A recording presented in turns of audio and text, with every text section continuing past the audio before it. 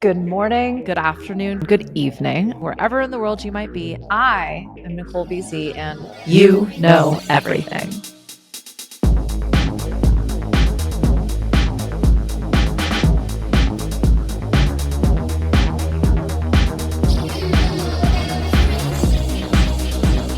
I love it when I'm making an episode and showing up for that episode in the exact way that I am proving in the episode. Is proving the right word? I don't know.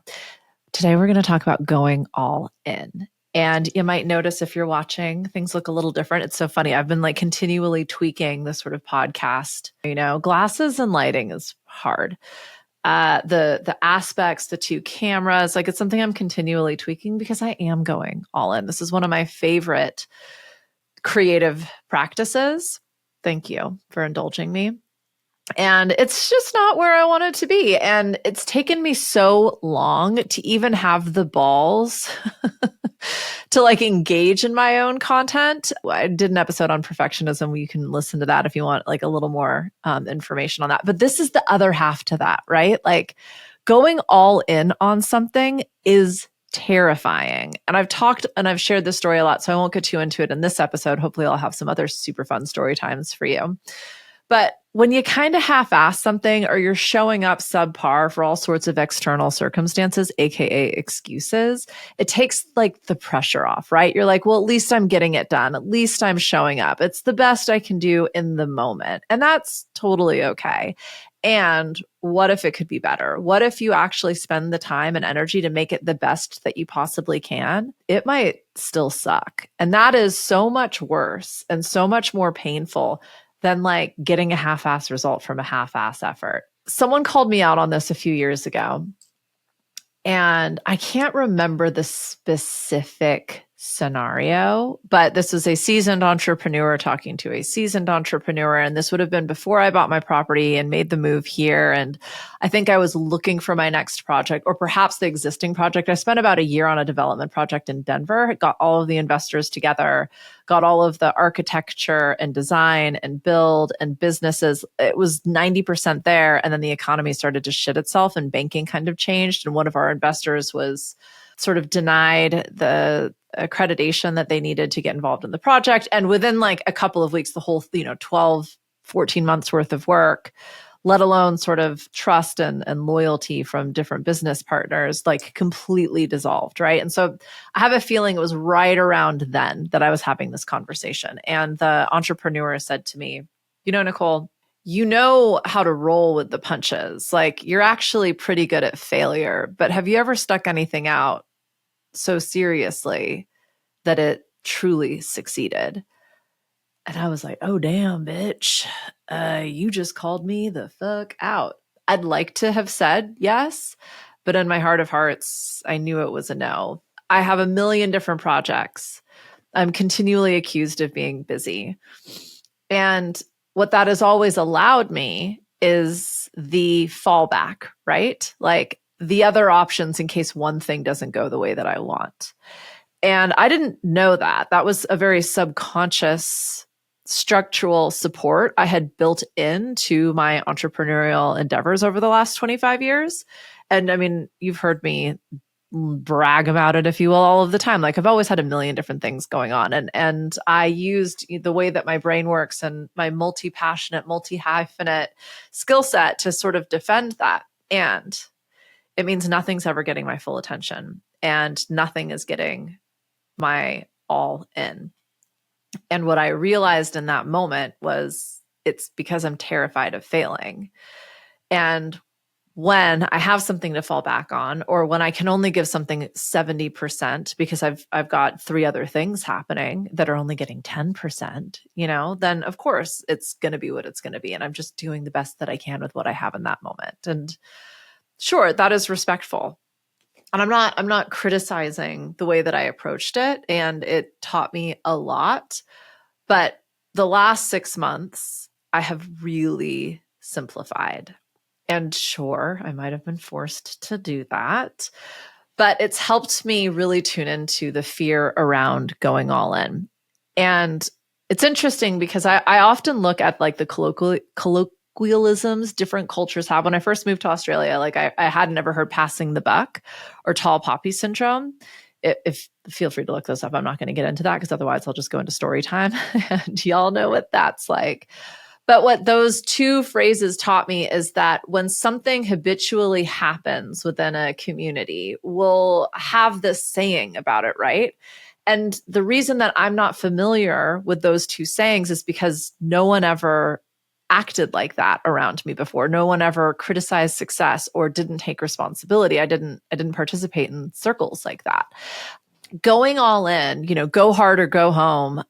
Those statements exist within a culture and a community that prioritizes that type of effort. And that can very quickly tip into things like burnout culture or hustle culture. And again, that's a different episode. But what I want to talk about today is why going all in both matters and why it is so scary. Because as a business owner, an entrepreneur, as a creative, as an artist, as someone who is finally investing in the thing that they are passionate about because they're ready to take it seriously, there is going to be an opportunity for you to go all in. And it's going to scare the shit out of you. And perhaps for reasons that you wouldn't expect. So going all in feels riskier than quietly folding. Most of us, we show up to the game, we show up to the poker table, kind of bluffing, right? Like we're here to have fun. We're here to hang with the friends. We don't really want to like high stakes game. We just want to like play a couple of rounds, right? And we know there's going to be a couple of rounds. So if we win one, we lose one, no big deal, right? But some of us are going to sit down to win. And we want to win every round. And we are going to up the ante each time we play. And we're going to be paying attention so that we know what cards are in which hands and so on and so forth, right? So you can bet small. You can play it cool. You can look like you're in the game. Or you can play the full hand. So I want to ask you, what happens if you bet it all and lose? The reason going all in is so fucking scary is because you are fully exposed. It is everything you've got on that table. Your effort, your identity, your reputation, all of your resources, every trick in the book. Might be taking all of your mental fortitude and your focus. There might even be relationships and futures at risk. And you're bringing everything that's occurred up until this moment with you as well. So you have been burned before. You have failed before. You have felt that shame and that pain and that burnout and that betrayal, either from yourself or from others or both. And it's easy to believe it is smarter to play small than it is to go all out. Because we'd rather lose playing half-hearted poker than go all in and discover we might not be able to achieve everything we've imagined in that one round, in that one game. And in fact, we might have to keep coming back and trying harder and harder. There's something about the way our brains are programmed and designed that truly influences this mindset, right? This ability to keep playing despite the losses, knowing that with slight iterations on your strategy and in your tactics and even in your attitude and mindset, your win is coming. According to behavioral economist Dan Ariely, let's try that one again.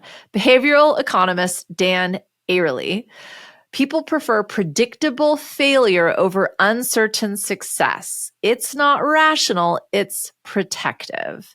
So we bring that cognitive bias to everything we do. We would rather bank and bet on losing than we would go all in on winning. We're going to need to overcome that obstacle anytime we want to play the game to win. So it's just bringing awareness to the fact I am inherently wired to play it safe.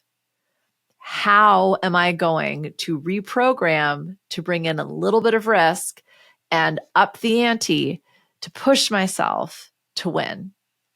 A Stanford study on learned helplessness showed that when people fail repeatedly, they often stop trying, even though the odds are inevitably shifting in their favor. I mean, if you think about it, the more you play, the less likely you'll lose based on the number of losses already experienced, right? So it's like there's only, if you play 100 times and you lost 51 of them, there's 49 left, right? Like, and I hear what you're saying, well, what if I lose the rest of them?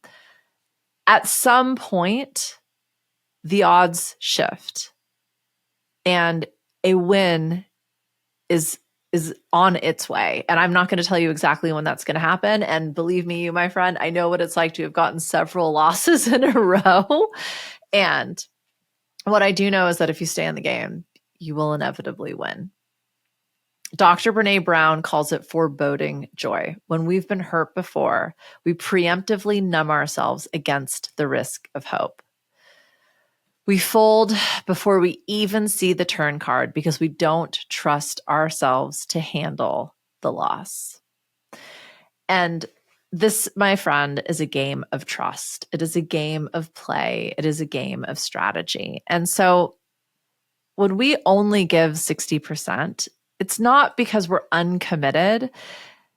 It's because we are emotionally rigging the game.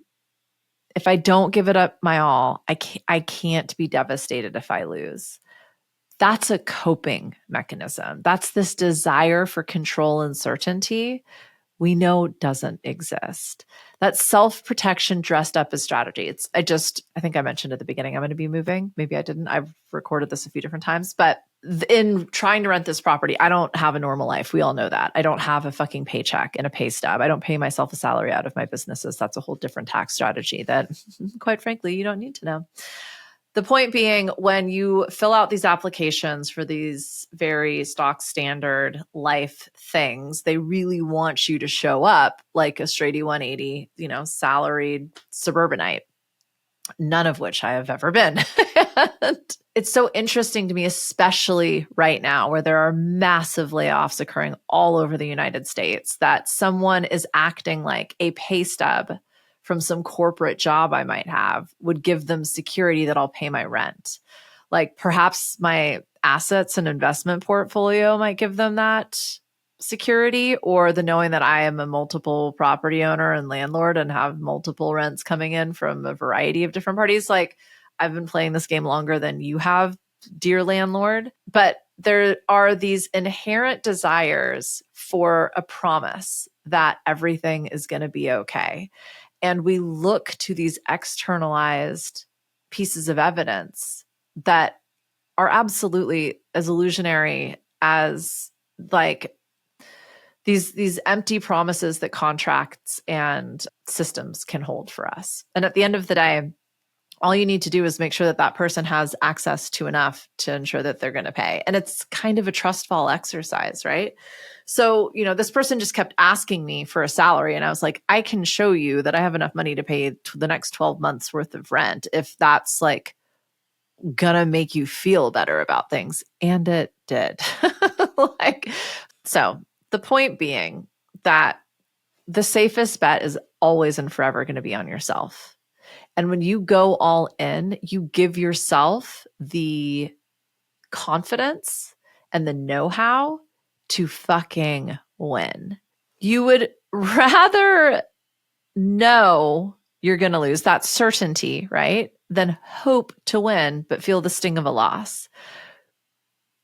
We've gotten so good at the almost, but what I want to talk about for the rest of this episode is how to familiarize yourself with your strategy for success, how to ditch the familiar pain being the default rather than the unguaranteed win. This isn't just about playing the game, right? This is actually about you, your perceived identity, your desired reputation, what you think they'll think if you ... And perhaps if we peel back another layer, it's actually about your own confidence. Because I know, my friend, you've tried lots of things and not seen them through to fruition. And I also know you've played many a game and lost. I'm aware there have been promises made to yourself and to others that were not fulfilled. And what I say to every entrepreneur and every creative and every human that I get to talk to that tells me about how they have felt flaky or like a disappointment or unreliable or ADHD AF is, of course, you're going to keep trying multiple things until you find the one thing. The one thing doesn't go away. And it's what wakes you up at night. It's the thing you show up and do, even though nobody else sees it. You're not getting paid for it. And it's not going the way that you expected it to go. Yet you woke up and continued to try. That is resilience. That is perseverance. That is commitment. And all of the external markers for success, those aren't proof that you're doing it right. That is not the evidence that you've gone all in. It's showing the fuck up and trying again. So let's flip the table, because truly the biggest challenge with all of this is it's a very subconscious. It's hard to identify these tendencies in ourselves, especially when we're in the moment. Our logical mind is always going to take over to try and protect ourselves from any type of pain and shame, like especially shame.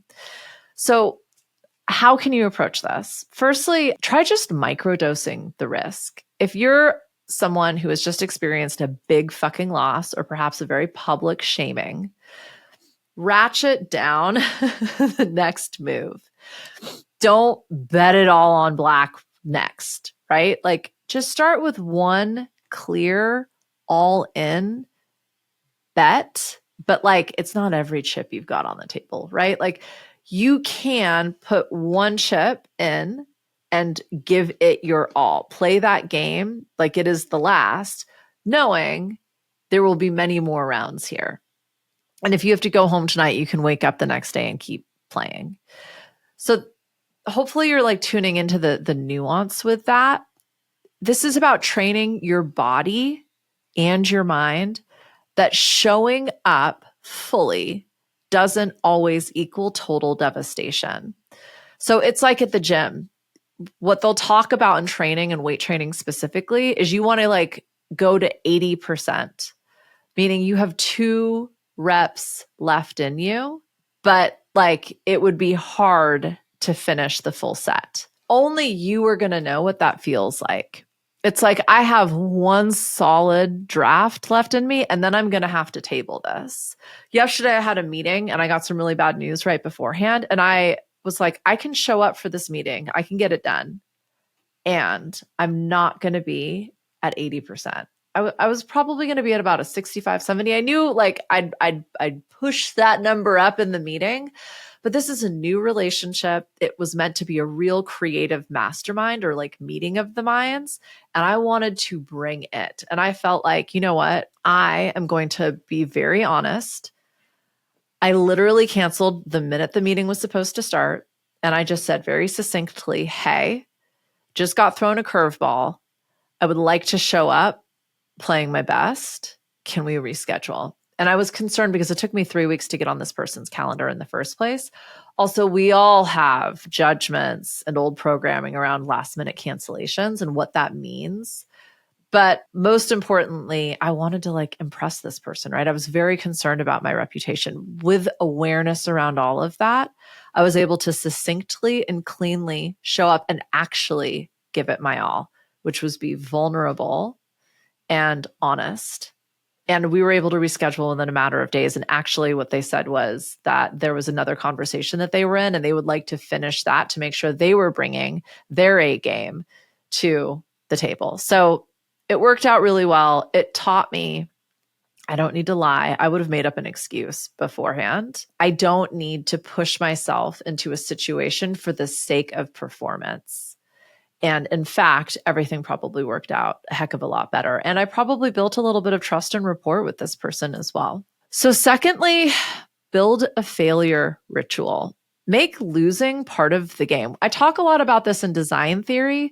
Like the whole point of the experiment is that there will be variables that can be optimized, AKA things aren't going to go well 100% of the time. And if they did, it's because we didn't push the goal out far enough. We didn't dream big enough. So it's like knowing there's going to be multiple rounds of this game and strategizing accordingly. Like this ain't a sprint, my friend. This is a marathon. You're playing like the all night poker table, right? Like you know when to really push yourself and you know when to like take the L. Research from Harvard Business Review says that teams that normalize failure recover faster and grow faster. So assuming you're playing a big game here, you will have losses. The question isn't if, it's when. So then it becomes like, how hard you get hit and keep fighting. Visualize the regrets, not just the wins. So you'll hear me talk about play it through, right? Forget the fantasy for just a second and picture yourself folding. Picture yourself hiding, holding back, losing, right? In 2012, a Harvard study found that regret-based motivation can actually fuel follow-through more than reward-based goals. So that's an interesting piece of science, right?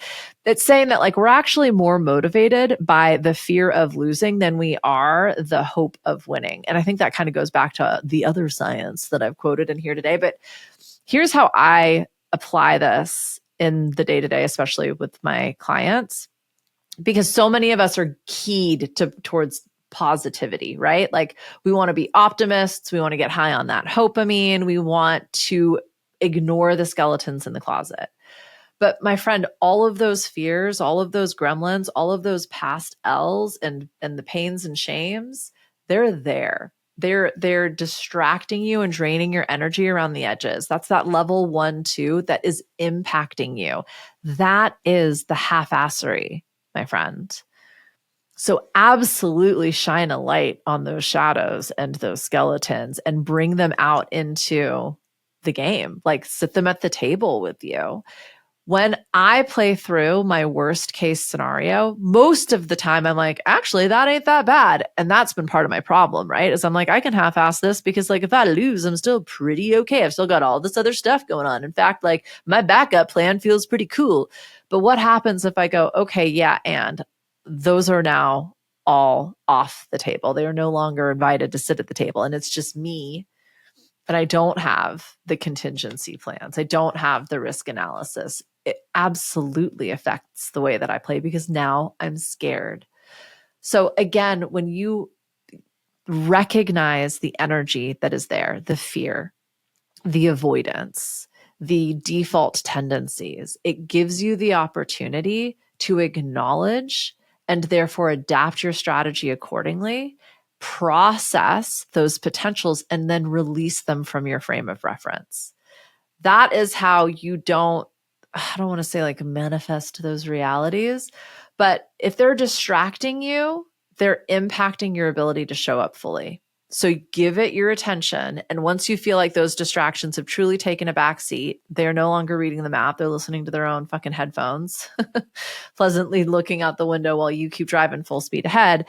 You know that you have positioned yourself to truly play the game. So again, visualize the potential losses.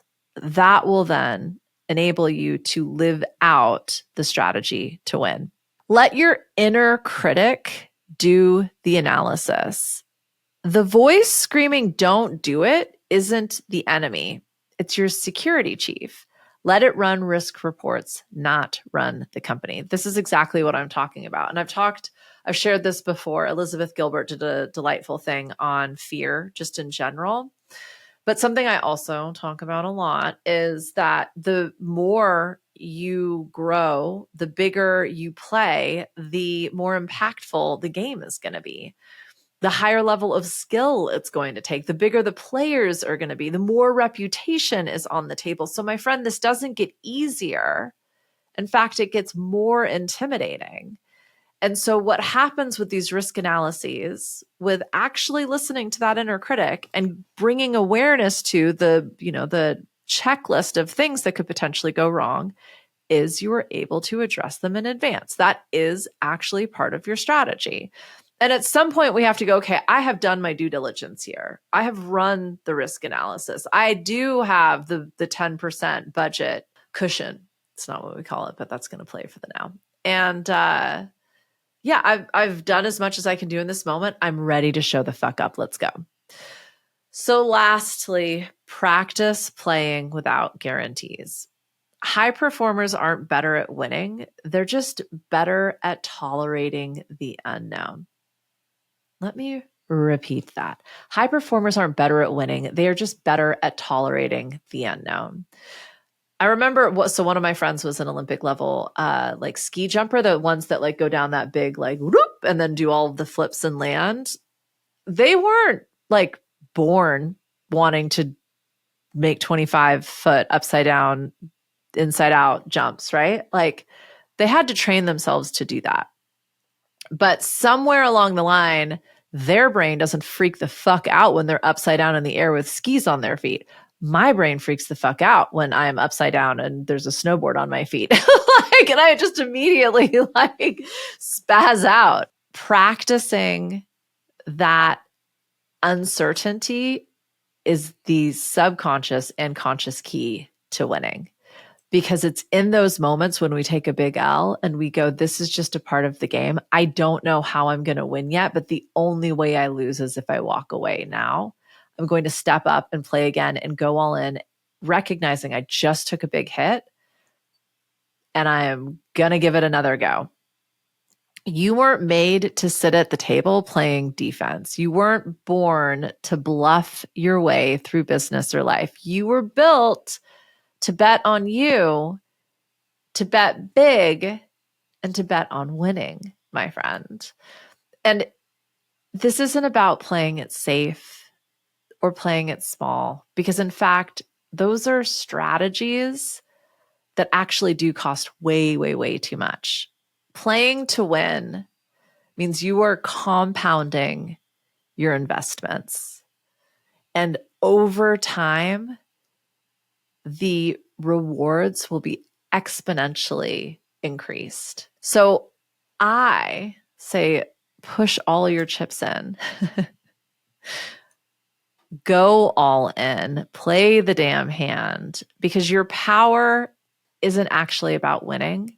It's about your willingness to play.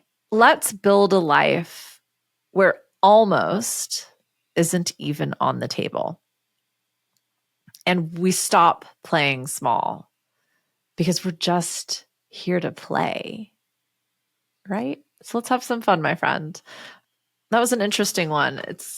It was fun to kind of do a little bit of research on it, but really it offered me some powerful self-reflections. I'd love to hear about how you may have played small in the past and one thing you might do in the next week or so to up the ante on your own game. Thank you for being here.